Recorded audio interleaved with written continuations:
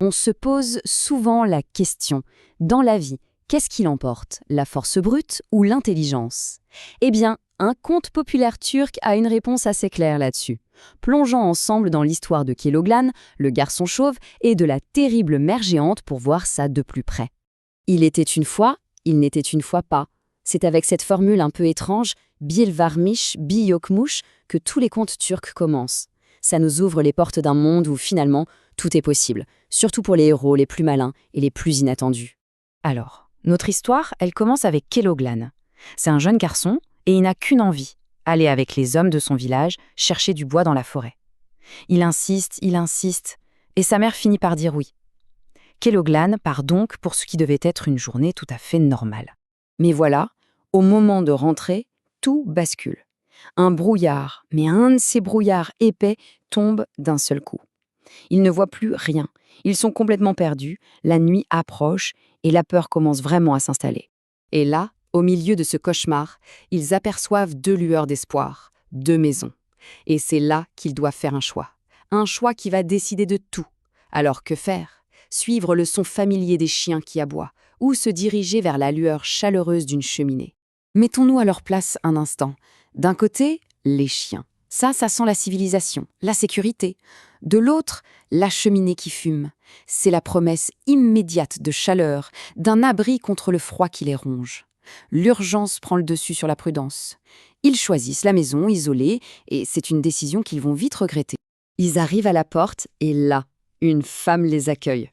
Son accueil est presque trop chaleureux, vous voyez. C'est la mère géante. Elle leur offre à manger, des lits bien confortables. Bref, le refuge parfait.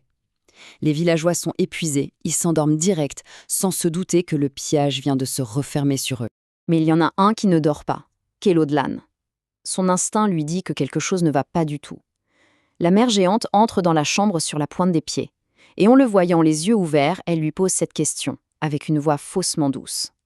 Et là, le masque tombe. Elle ne veut pas les aider. Elle veut les manger. Face à ce danger de mort, Keloğlan, lui, ne panique pas. C'est toute sa force. Il a tout de suite compris la situation et il a déjà un plan en tête. Son but est simple, gagner du temps. Il doit occuper la géante pour permettre aux autres de s'enfuir. Et son plan est d'une simplicité géniale. D'abord, il demande des œufs. Il les avale et dit qu'il n'arrive toujours pas à dormir. Et ensuite vient le coup de génie. Il exige de l'eau, mais attention, de l'eau de la source rapportée dans un tamis. Une mission tout simplement impossible.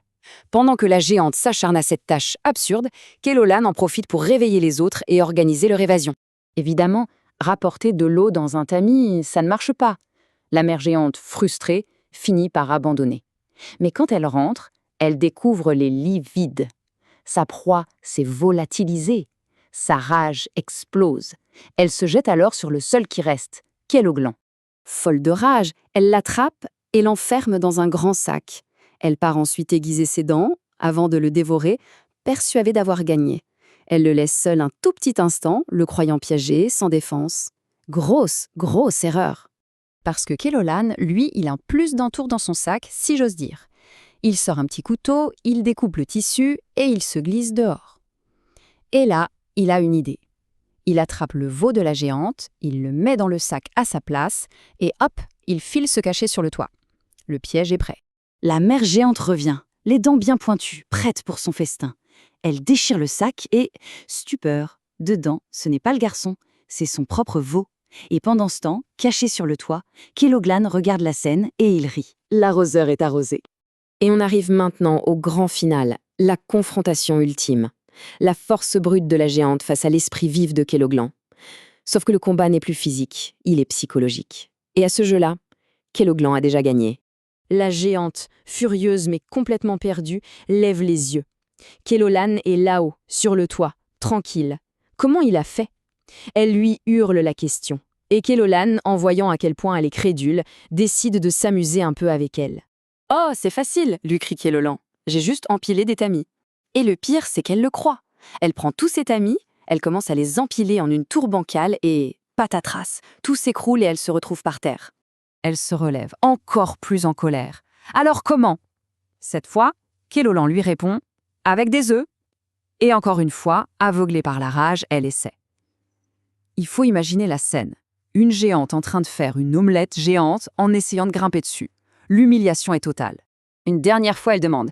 Et là, Kelogan lui donne le coup de grâce. J'ai empilé des échelles. Dans un dernier effort désespéré, la géante tente cette acrobatie impossible. Évidemment, les échelles basculent et elle s'écrase au sol. Une chute si violente qu'elle ne se relèvera pas. La géante est vaincue. La mère géante est hors jeu, et elle n'a pas été vaincue par la force, mais par sa propre bêtise, manipulée par Keloglan. Notre héros peut enfin descendre du toit, quitter cette maison maudite et courir retrouver les villageois. Quand il les rejoint et qu'il leur raconte ce qu'il a fait, ce n'est plus le petit Keloglan. Non, c'est un héros. C'est celui qui vient de prouver que la ruse et l'intelligence sont des armes bien plus puissantes que n'importe quelle force physique. Et comme le veut la tradition, l'histoire se termine avec une formule poétique.